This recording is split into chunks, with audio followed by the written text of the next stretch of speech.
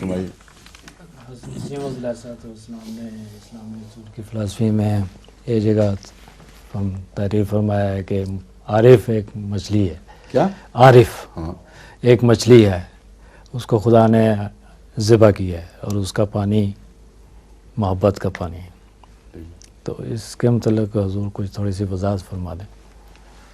یہ تو ایک صوفیانہ کلام ہے، تصوف کا کلام ہے، سمجھے؟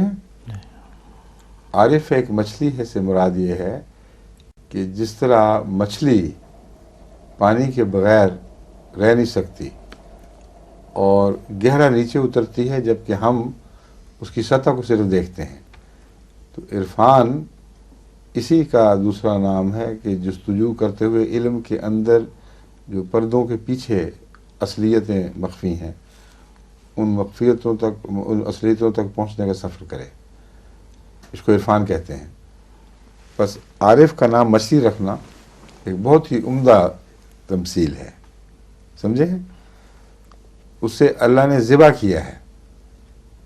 مراد یہ ہے کہ وہ عارف بنتا ہے عشق کے ساتھ اصل میں، اور اگر عشق نہ ہو تو اس عرفان کی کوئی حقیقت نہیں ہے. عشق کی جستجو جو ہے، صرف جستجو نہیں، کیونکہ صرف جستجو تو سائنسدان پیدا کر دیتی ہے، مگر جستجو وہ جو عشق کی ہو وہ ہے جو حقیقی عارف بناتی ہے. اور عشق میں انسان ذبح ہی ہوتا ہے. عشق میں تو بسمل کا ہونا لازم ہے، سمجھے؟ جی سمجھے؟